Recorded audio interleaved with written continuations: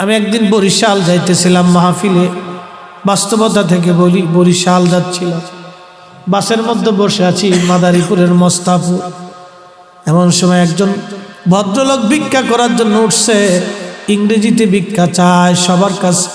ছেলেরা হাসাহাসি করে, এই চুলগুলি তার পেকে গেছে, দাড়ি পেকে গেছে, চামড়া ঘুষিয়ে গেছে। আমি চিন্তা করলাম ব্যাপার কি, শিক্ষিত মানুষ ইংরেজিতে টকিং করে আবার ভিক্ষা চায়। আমি বাসের পিছনে ছিলাম, ডাক দিছি, বাবা এদিকে আসেন। বললাম মুরব্বী, শিক্ষিত মানুষ কেন ভিক্ষা করেন? বলে বাবারে দুঃখের কথা বলে লাভ কি? বললাম সন্তানাদি কি নাই? বৃদ্ধ লোকটি কেঁদে দিয়ে বলল, বাবারে 3টি সন্তান, মানুষ বানাইতে পারি নাই।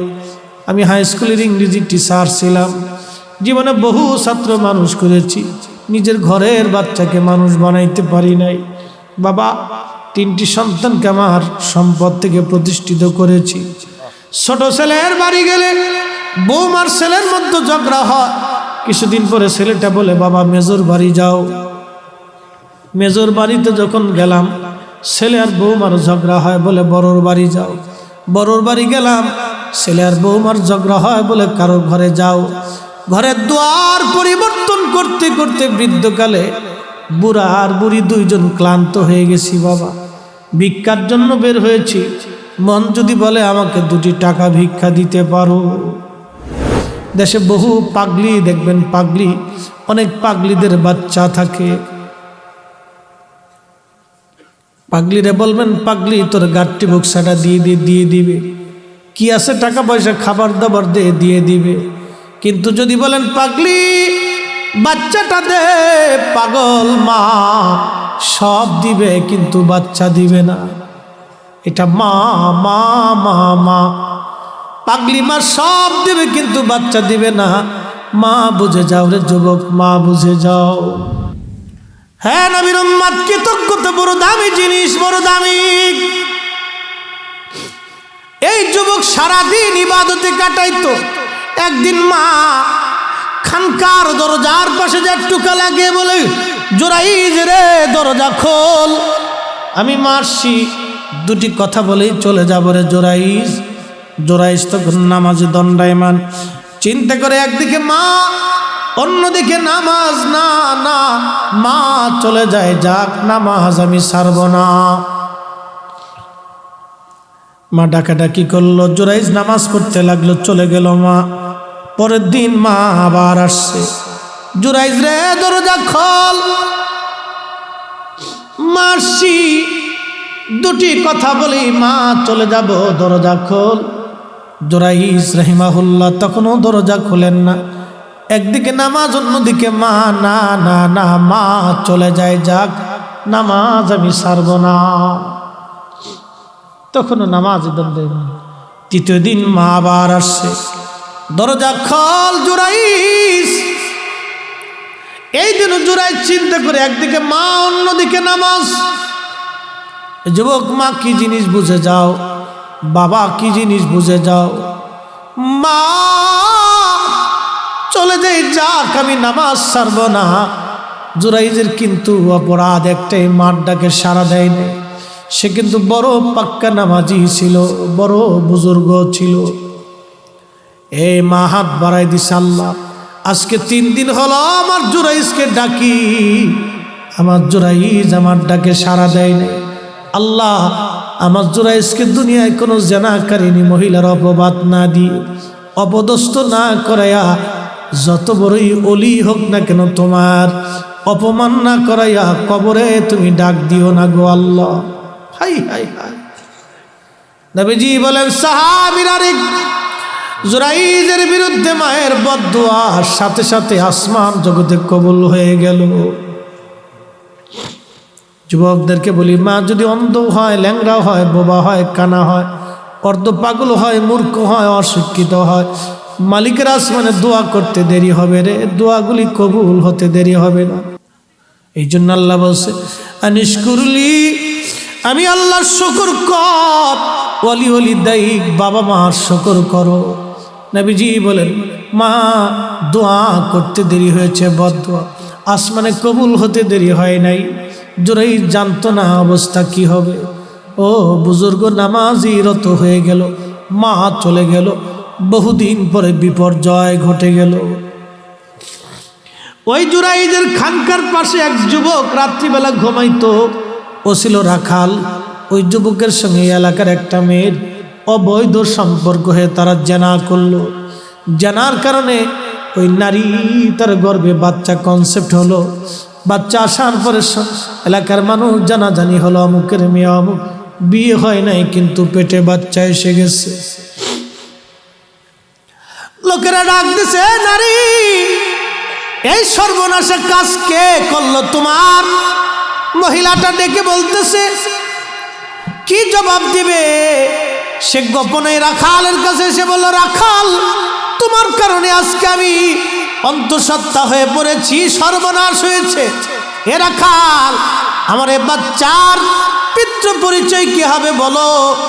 রাখাল ডাক দিয়ে বলতেছে, দেখো, আমার কথা যদি বলো মানুষ তোমাকেও মেরে ফেলবে, আমাকেও মেরে ফেলবে, কারণ আমি কৃতদাস, সমাজে আমার কোনো দাম নাই। তুমি যাও, যাই মানুষকে বলো, ওই যে দেখো বুজুর্গ জুরাইস 3 রাত 24 ঘন্টা ইবাদতে কাটায়, মানুষ থেকে খুব বিশ্বাস করে, মানুষ থেকে খুব ভালোবাসে, মানুষ তার জন্য খাবার নিয়ে যায়, খানকা বানিয়ে দিয়েছে। জুরাইজের কথা বললে তুমিও বাঁচবা, জুরাইজও বাঁচবে।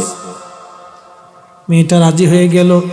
সমাজকে বলল, আপনারা যাকে অনেক বড় বুজুর্গ মনে করেন, এই জুরাইজ আমার সর্বনাশ করেছে, তার খানেকার ভিতরে নিয়ে আমার সঙ্গে জেনা করেছে, এই জেনার কারণে আমার গর্ভে বাচ্চা এসে গেছে।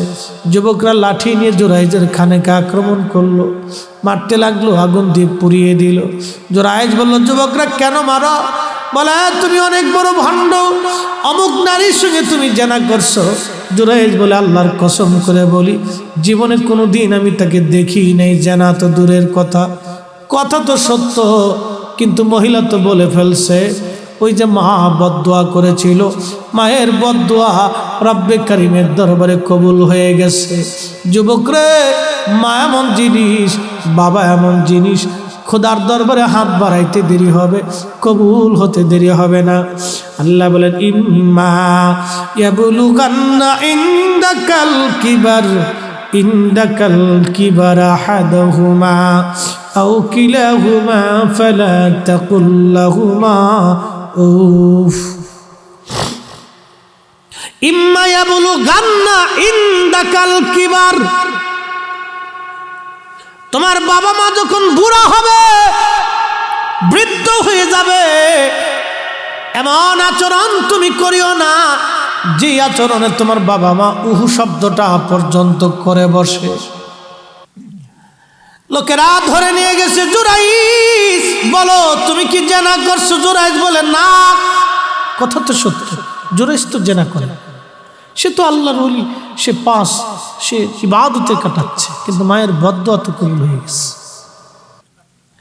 জুরাইজ সন্তান প্রসব হওয়ার পরে কোর্ট আদালত আবার বসছে। মহিলা ছোট্ট বাচ্চাকে কোলে করে নিয়ে আসছে। মহিলা জানে না অলির দর কত দূর পর্যন্ত, মহিলা বুঝে নাই অলির দর কত দূর। ছোট্ট বাচ্চাকে কোলে করে নিয়ে আসছে। জুরাইজ বুখারীর কিতাবুল আম্বিয়াতে আসছে। নিয়ে আসার পরে আল্লাহর নবীজি ডেকে বলেন, সাহাবীরা রে, মহিলা তখনও বলে, এই বাচ্চার মালিক জুরাইজ। জুরাইজ বলে, আমি না। লোকেরা বলল, তাহলে সাক্ষী হাজির করা। ছোট্ট বাচ্চাটাকে কাছে নিয়ে হযরত জুরাইজ তল পেটের মধ্যে শাহাদাত আঙ্গুল দিয়ে ধাক্কা দিয়ে বলল, এ বাচ্চা বলো, আমি তোমার জন্মদাতা নাকি অন্য কেউ? বাচ্চার জবান খুলে গেল। জুরাইজের সাক্ষী জবান খুলে গেল।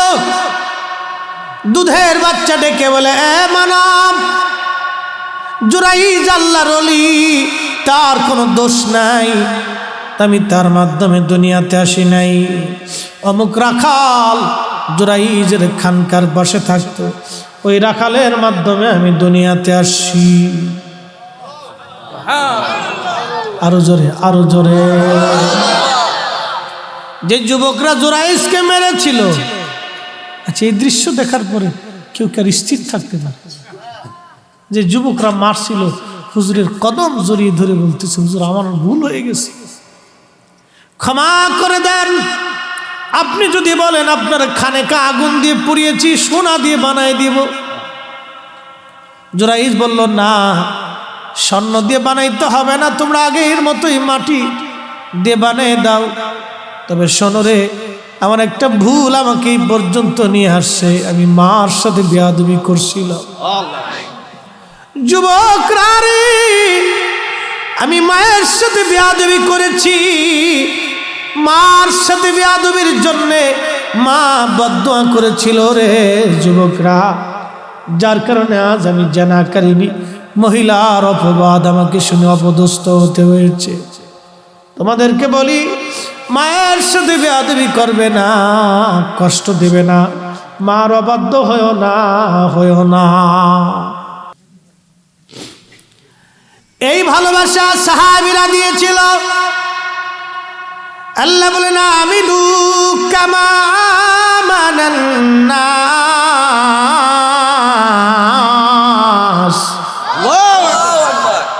তোমরা ঈমান আনো, আমার নবীর সাহাবীরা যেভাবে ঈমান আনছে সেইভাবে ঈমান আনো।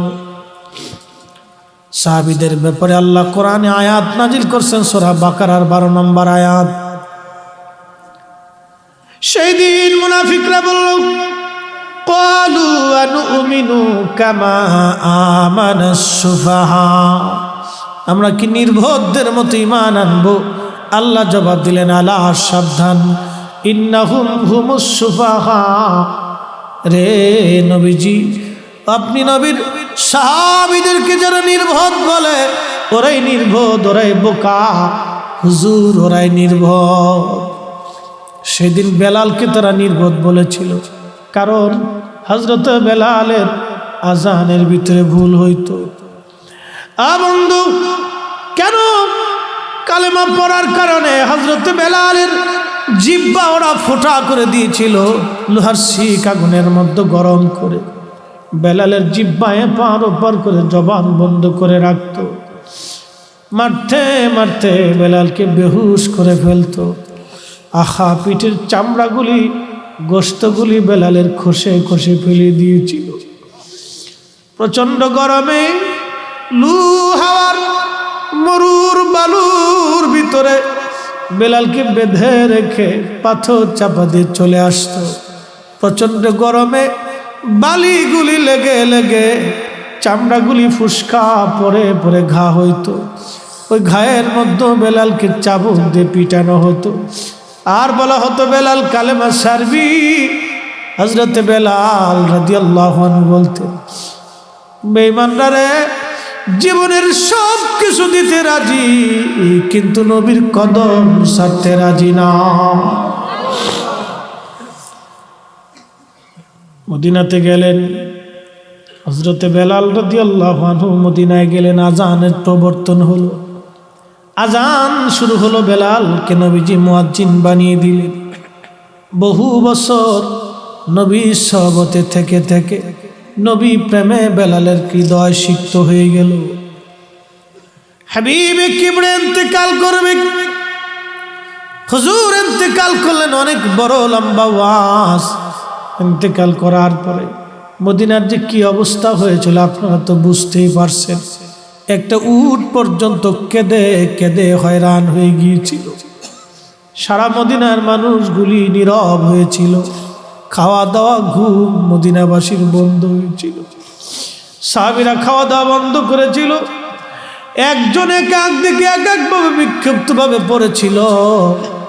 বহুদিন পার হয়ে গেল, বেলাল আর মদিনায় আজান দেয় না। আবু বকর একদিন ডেকে বলল, বেলাল আজান দাও। বেলাল ডাক দিয়ে বলল, আবু বকর, তুমি কি আমাকে কিনেছ? আল্লাহর উদ্দেশ্যে না তোমার নিজের জন্য? আবু বকর বলল, বেলাল রে, কাফেরদের কাছ থেকে তোকে কিনে এনেছিলাম, আল্লাহকে খুশি করার জন্য তোমাকে আজাদ করে দিয়েছি। বেলাল বলল, আবু বকর, আমি আর মদিনায় আজান দিব না। যে আজান দিলে নবী আসতো, সে আজান দিলে আজ নবী আসে। আমি আর কোনোদিন মদিনায় আজান দিতে পারবো না। চলে গেলেন নবীর আশিক সিরিয়ার দামেস্কে। বহুদিন পার হয়ে যাওয়ার পর একদিন ঘুমিয়ে আসে বেলাল। স্বপ্ন দেখে নবীজি ডেকে বলে, বেলাল কেমন জুলুম তুমি শুরু করছো আমার সাথে রে বেলাল, কতদিন হলো তুমি আমার জিয়ারতে আসো না। বেলাল আয়া, আমি নবীর জিয়ারতে আই রে বেলাল। আহা, কি প্রেম নবীর সঙ্গে করেছিল বেলাল। নবীজি তাকে ডাকার জন্য গেছে, আয় বেলাল আয় আমার জিয়ারতে আয়, কতদিন হলো বেলাল তুমি আমার জিয়ারতে আসো না। আয় বেলাল। নবী ডেকেছে, বেলাল পাগলের মতো হয়ে গেছে। শুধু সিরিয়ার দামেস্ক থেকে বেলাল পায়ে হেঁটে হেঁটে হেঁটে হেঁটে মদিনা আসছে। পায়ে হেঁটে হেঁটে আসছে, দুই একটি পথ না, শত শত হাজার হাজার মাইলের পথ বেলাল পায়ে হেঁটে হেঁটে চলে আসছে।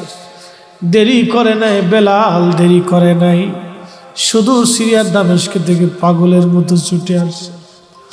এসে হযরতে বেলাল রওজা মোবারকের পাশে মাথা ঠেকিয়ে ঠেকরিয়ে ডুকরিয়ে ডুকরিয়ে বেলাল কাঁদতেছিল, হুজুর আমি আসছি। নবী গো, আপনি আসতে বলেছিলেন, গোলাম হাজির হয়ে গেছে। আল্লামা ইমাম তাকিউদ্দিন সুবকি আর শিফাউস সাকামের মধ্যে লেখেন, রওজা শরীফের সঙ্গে মাথা ঠেকে বেলাল ডুকরিয়ে ডুকরিয়ে কাঁদতেছিল। নতুন মুয়াজ্জিন আসছে, এসে দেখে বেলাল কাঁদতেছে, ডাক দিয়ে বলল, সাহাবীরা নবীর মুয়াজ্জিন বেলাল আসছে। কথা শুনে সব সাহাবীরা মদিনার ঘর থেকে বের হয়ে আসছে। সব সাহাবীরা বলে, বেলাল আজান দাও, কতদিন হলো তোমার কণ্ঠের আজান শুনি। বেলালের একটাই কথা, সাহাবীরা রে, আমি আজান দিলে কি নবী নামাজ আসবে বলো? যে আজান দিলে নবী আসতো সে আজান আমি আর দেব না, যে আজান দিলে নবী আসবেন আজান দেব না। সাহাবীরা বলল, বেলাল আজকে আমাদের কথা আজান দিবে না, যাইয়া দেখো ইমাম হাসান আর হুসাইন আসেনি, যদি হাসান হুসাইন বলে রে বেলাল আজান দিবে। সাহাবীরা দৌড়ে হাসান হুসেনকে নিয়ে আসছে। ইমাম হাসান হুসেনকে দেখতে নবীর মতো দেখা যাইতো, চেহারা নানার চেহারা পেয়েছিলেন, বড় সুন্দর চেহারা পেয়েছিল নানার, দেখতে একবারে নবীর মতো দেখা যাইতো। ইমাম হাসান হুসাইন যখন আসছে, রওজা শরীফ থেকে বেলাল উঠে ইমাম হাসানের বুকের মধ্যে মাথাটাকে কাঁদতেছিল। আবার ইমাম হুসাইনের বুকের মধ্যে মাথাটাকে বেলাল কাঁদে রে। হযরত ইমাম হাসান ডাক দিয়ে বলল, নানার মুয়াজ্জিন, যে কণ্ঠ দিয়া নানারে আজান শোনাইতা, তুমি মিনারে যাও, ওই কণ্ঠ দিয়ে আমরা রে আজান শোনাইয়া যাও। বেলালের মতো আশিক যদি আমরা হইতাম, এ দুনিয়ায় নবীর দেখা পাইতাম, এ দুনিয়ায় নবীর দেখা পাইতাম। ইমাম হাসান কাঁদে, বলে, নানার মুয়াজ্জিন, যেই কণ্ঠ দিয়া নানারে আজান শুনাইতা, যাও মিনারায়, ওই কণ্ঠ দিয়ে আজান শুনাও। যে মহিলার ঘরের ছাদের উপরে দাঁড়ায় বেলাল আজান দিতে, হযরতে বেলাল দৌড়ায় চলে গেলেন সেই ছাদে, শুরু করলেন আজান, আল্লাহু আকবার আল্লাহু আকবার। সারা মদিনার রন্দে রন্দে আজানের আওয়াজ পৌঁছে গেল। মদিনার ঘর থেকে সাহাবীরা বের হয়ে দৌড় মারছে। কিতাবের মধ্যে আসছে সাহাবীদের মন বলেছিল নবী বুঝি ফিরে আসছে, নবী বুঝি ফিরে আসছে। বেলালের আযান, আল্লাহু আকবার, আল্লাহু আকবার। মদিনার ঘর থেকে বৃদ্ধ সাহাবীরা বের হয়ে দৌড় মারছে। আশহাদু আল্লা ইলাহা ইল্লাল্লাহ। মহিলারাও ঘর থেকে বের হয়ে দৌড় মারছে। ইমাম সুবকি লেখেন সারা মদিনায় কান্নার রোল পড়ে গেল। মদিনার মানুষগুলি কাঁদতে লাগলো। নবীর ইন্তেকালের পরে মদিনার মানুষ এইভাবে আর কোনোদিন কাঁদে নাই। বেলাল যেই দিন আজান দিয়েছিল সেই দিন সারা মদিনার মানুষ ডুকরি ডুকরি কেঁদেছিল। কেউ বা ভেবেছিল বুঝি নবী চলে আসছে, বুঝি নবী আসছে রে। বেলাল যখন বলল আশহাদু আন্না মুহাম্মাদুর রাসূলুল্লাহ, বেলাল আর স্থির থাকতে পারেন না, অজ্ঞান হয়ে পড়ে গেলেন। মদিনার মাটি গুলি থরথর করে কেঁপে উঠছে। মদিনার মাটি গুলি থরথর করে কেঁপে উঠছে। মদিনার মাটি গুলি থরথর করে কেঁপে উঠছে। সেদিন মদিনার মানুষ কেঁদে কেঁদে হয়রান, কেঁদে কেঁদে হয়রান। নবীর পাগল আশিক আর আযান দিতে পারেন নাই। কেঁদে কেঁদে রওজা শরীফে মাথা ঠেকিয়ে বলেন হুজুর আসতে বলেছিলেন, গোলাম এসেছে, আপনি হুকুম করেছিলেন আমি আসছি। নবী গো আপনার জিয়ারতে আসছি। আযান দিতে বলেছে, আযান দিয়েছি। আযান দিলে নবী আগে নামাজ আসতে, আজকে আযান দিলাম আপনি নামাজ আসেন। যে আযান দিলে নবী আসবে না সে আযান আর কোনোদিন আমি দেব না। কোনোদিন আর বেলাল আযান দেন নাই, কোনোদিন বেলাল আর আযান দেন নাই। নবী বিরহ বেদনা সহ্য করতে না পেরে বেলাল কলিজা ফেটে মারা গিয়েছিল, কলিজা ফেটে মারা গিয়েছিল, কলিজা ফেটে মারা গিয়েছিলেন। যদি ওয়াজ বুঝেন তো বাড়ি পর্যন্ত নিবেন, ওয়াজ যদি বুঝেন তো বাড়ি পর্যন্ত নিবেন। আল্লাহ রাসূল নিজে বলেছেন এই ঘটনাটা, আমার বানানো কিচ্ছা না। ওই জমানার ওলিদের কত দাম ছিল। বাচ্চারা ধাক্কা দিছে, জবান খুলে গেছে। হ্যাঁ বাচ্চা বলো, বাচ্চা জবান খুলে কথা বলছে। এই জমানার ওলিদের জবান কত জানেন? বোবাকে বলছে বোবা কথা বল, বোবাকে আল্লাহু আকবার, সুবহানাল্লাহ বলবেন না? আল্লাহু আকবার। কত ওলির জীবনে কত ঘটনা আছে। মানুষ শাহজালাল রহমতুল্লাহ আলাইহি জায়নামাজ দিয়ে নদী পার হইছে, কানার বাচ্চা বই লিখছে, কানার বাচ্চা লেখছে শাহজালাল রহমতুল্লাহ জায়নামাজ দিয়ে নদী পার হওয়া যায়, কলা গাছ দিয়ে পার হচ্ছে। কত কানা দেশে আছে চিনতে পারছে, কলা গাছ দিয়ে পার হচ্ছে। কানার ঘরের কান, কানার ঘরের কান আগে কলা গাছ দিয়ে নদী পার হচ্ছে। বহুত কানার বাচ্চার জন্ম হয়েছে, বেশ অভাব নাই। কথা বললে মানুষ বলবে যে হুজুর বেশি শক্ত কথা বলতেছে। ও বেটা দেখছেও কলা, ওর জীবনটাই কলা, মরার পরে পাবেও কলা। কি কথা কর না, আর জীবনটাই কলা। আরে আল্লাহর ওলিরা যখন আল্লাহর মকবুল হয়ে যায়, আল্লাহ তার হাত চোখ কান পা নাক সব আল্লাহর হয়ে যায়, সব আল্লাহর হয়ে যায়। তার ইজ্জতের জিম্মাদারি আল্লাহর হয়ে যায়। একসাথে বলা যাবে সুবহানাল্লাহ। সুলতান মাহমুদ গজনবী নাম শুনেছেন জীবন, গজনির বাদশা ছিল। বর্তমান আফগানিস্তান, উজবেকিস্তান, তাজিকিস্তান, তুর্কমেনিস্তান, এরপরে পাকিস্তান, বিরাট অংশের তিনি সুলতান ছিলেন। বিরাট এক জনপদের বাদশা ছিলেন সুলতান মাহমুদ গজনবী। আবুল হাসান খেরখানি রহমতুল্লাহের দরওয়াজায় যাইয়া মাথা নত করে বসে থাকত। তো খাদেম আবুল হাসান খেরখানি রহমতুল্লাহের খেদমত করতেছে। তো সুলতান মাহমুদ গজনবীর সামনে হাত দিয়ে দাঁড়িয়ে রয়েছে। আবুল হাসান খেরখানি তো মোরাকাবার মধ্যে বসে। তো খাদেম মোরাকাবা তো ছুটে না, অনেকক্ষণ সুলতান মাহমুদ গজনবী দাঁড়ায় নিছে। অলির দরবারে সুলতানের কোনো বেলুই নেই। আরে অলিরা তো আল্লাহর রাজত্ব নিয়ে দুনিয়াতে আসে, ঠিক কিনা? আল্লাহর দেওয়া ইজ্জত নিয়ে তারা আসে। সুলতান মাহমুদ গজনবী দাঁড়ায় নিছে। তো খাদেম মাথার উপরে জোরে চিপ দিছে, চুল টান দিছে। তো মোরাকাবা ভাঙ্গে বলে, এ দুষ্ট, চুল টান দিলি কেন? বলে, হুজুর সুলতান মাহমুদ গজনবী আসছে। আবুল হাসান খেরখানি ধমক দেয়, খাট বেটা, আমার কাছে আসছিস কে? যা। আরো জোরে কর। আবুল হাসান খেরখানির দরবারে সুলতান মাহমুদের কোনো বেলুই নেই। যা, আমার কাছে আসছিস কেন? যা।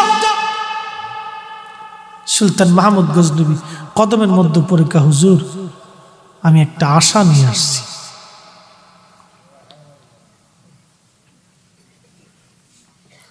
সুলতান মাহমুদ গজনবী মদিনাতে গেছে, শাহী পোশাক পরে, শটের পোশাক পরে, কান্দে পানি লিয়ে হাজিদেরকে পানি খাওয়াইতেছে। আর আমার দেশে গম চোর, ডিম চোর, চিনি চোর, চাল চোর, কি কথা কর না কেন? কয়দিন আগে ডিমের দাম বাড়ছে, মুরগায় কি হরতাল ডাক দিছিল? তো ডিমের দাম বাড়লো কে? গত রাত্রে সেই ডিমে ডিম বাড়ছে, আজকে রাত্রে সেই ডিমে ডিম বাড়ছে, তো দাম বাড়লো কেন? এই সিন্ডিকেট আলারা এই সিন্ডিকেট করে ডিমের দাম বাড়াই দিচ্ছে। ওই ডিমের দাম যখন বাড়ছে তখন এক মাহফিল গেছি ভালুকাতে ময়মনসিংহ। তো যে বাড়িতে খাবার নিছে এই বাড়ির অনেক বড় ফার্ম। তাই আমি বললাম, ভাই সাহেব এই আপনার তো বিরাট বাম্পার মনে হইতেছে। দেখো হুজুর আল্লাহর কি রে কই করে, আমাদের কোনো ব্যবসা নেই। বললাম কারণ কি? কই সিন্ডিকেট আলারা করছে। চিন্তা করতে পারছেন কত বড় চোর দেশে এই ডিম চুরি আছে। হেরা ডিম টিম চুরি করিয়া মক্কা ঘরে যায় কাঁদতেছে, আল্লাহ ভুল হয়ে গেছে, আল্লাহ শয়তান হাসে আর কেউ উড়ে সিটার। 18 কোটি মানুষের টাকা পকেট থেকে মাইরে এনে হজে আইসেও আল্লাহর ঘর ধরিয়ে আল্লাহর সাথে তামসা লাগাইছে। এরকম সিটার দেশে আছে। কি ওয়াজ করবো আর বুঝাবো এই অবস্থা। আল্লাহ পাক আমাদেরকে সহি সমঝ দান করুন, বলেন আমিন। সঠিক পথে আমাদের চলার দরকার বন্ধু। কোন মানুষের হক নষ্ট করে। একটা অনুরোধ আপনাদেরকে বলি, এই কম খান তাও ভালো, কোন মানুষের রিজিকে হাত দিয়ে। কেউ যদি টাকা পায় ডেকে এনে টাকা দিয়ে দেবে, ভাই তোমারটা তুমি নিয়ে যাও। আবার বলি, কোন মানুষের হক নষ্ট করে। কেউ যদি কিছু পায় তো দিয়ে দিবেন ডেকে এনে, বাপ তোমারটা তুমি নিয়ে যাও। আপনার ভাই যদি জমিন পায় তো বুঝাই দিয়ে দেন, আপনার বোনে যদি পায় তো বুঝাই দিয়ে দেন, প্রতিবেশী যদি পায় তো বুঝাই দিলে, বাপ তোমারটা তুমি নিয়ে যাও, এটা আমার না। এগুলি বুঝাই দিয়ে দেন।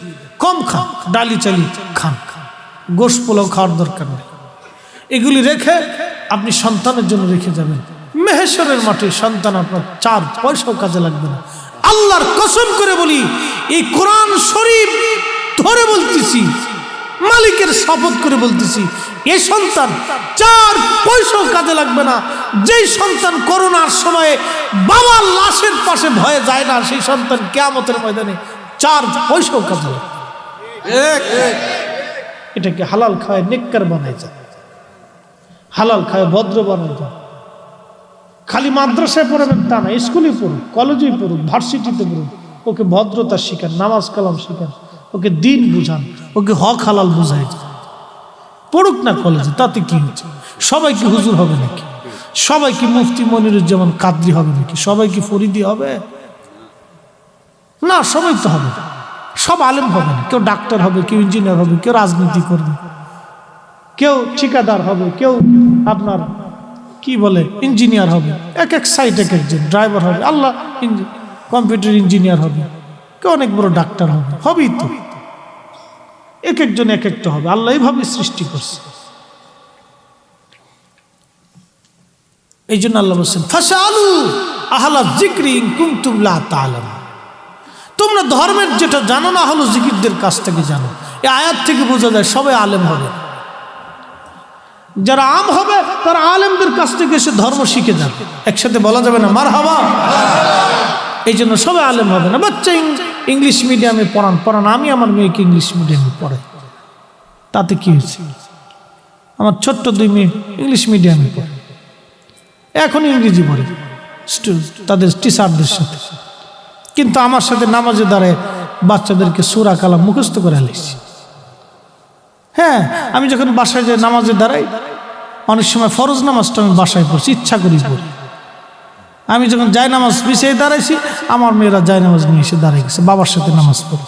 তা আমি যে মাগরিবে জোরে জোরে সূরা ফাতিহা পড়ছি মাহে রমজানে, হ্যাঁ মুখস্থ করে লিখছি।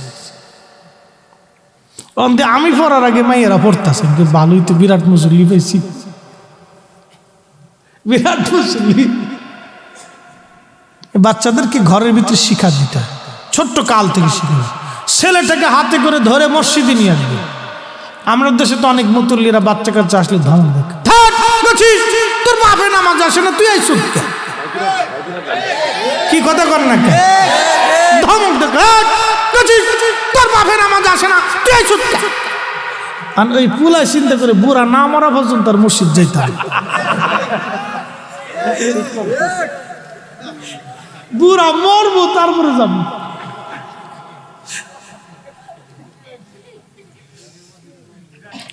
না, রাগ করা যাবে না বাচ্চা আমার, না থাকুক। মানুষের জীবনে ভুল হয়, বাপ কারো ভুল ধরে শরম দেওয়া যাবে। মানুষের জীবনে, আমার জীবনে কি ভুল নাই? অবশ্যই আছে, ভুল হয়, মানুষের ভুল হয়। আল্লাহর কাছে ক্ষমা চাইলে আল্লাহ মাফ করে দেবে।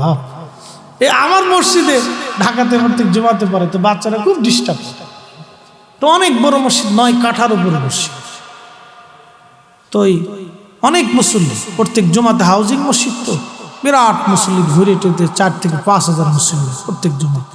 তো অনেকে বাচ্চা কাচ্চা নিয়ে আসি, এই তুফান উঠা।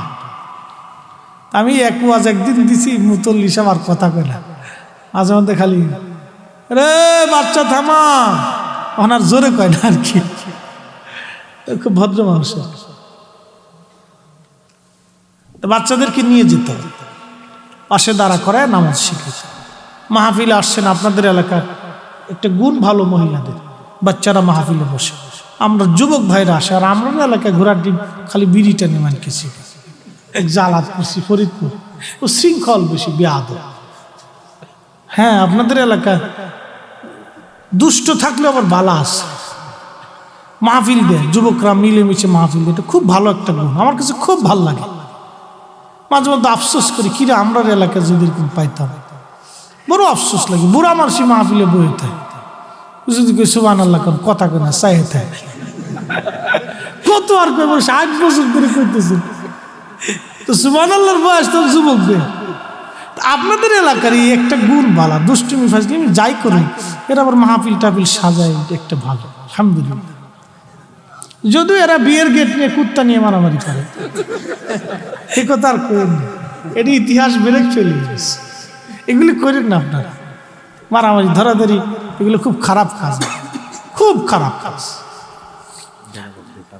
না ওটার ভয়েস কেটে গেছে, না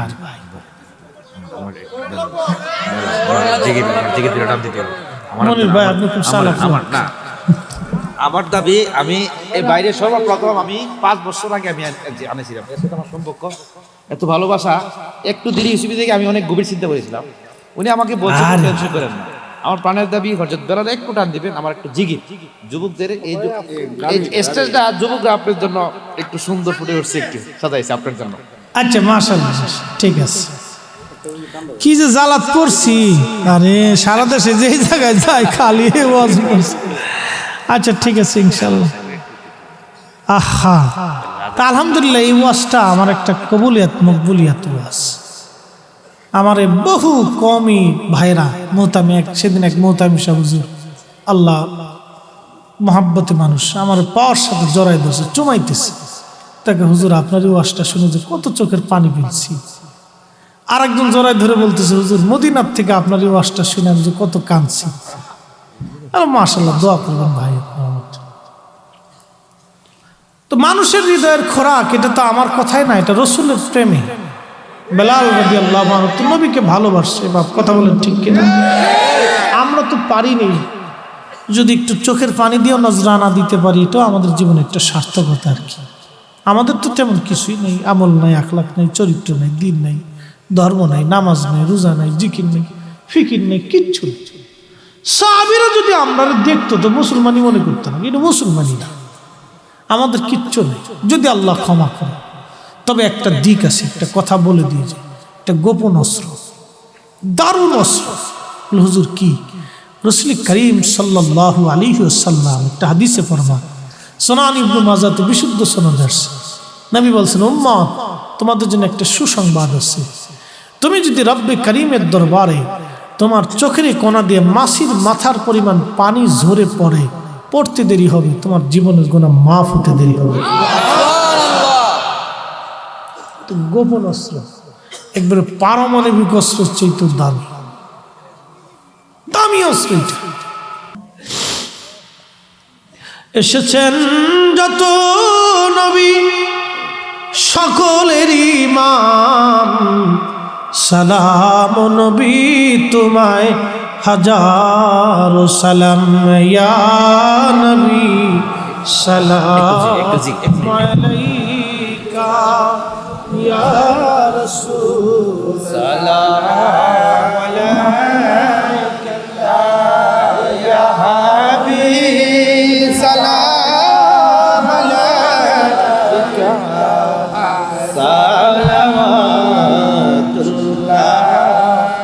আলাইকা, ইয়া রাসূল ইয়া রাসূল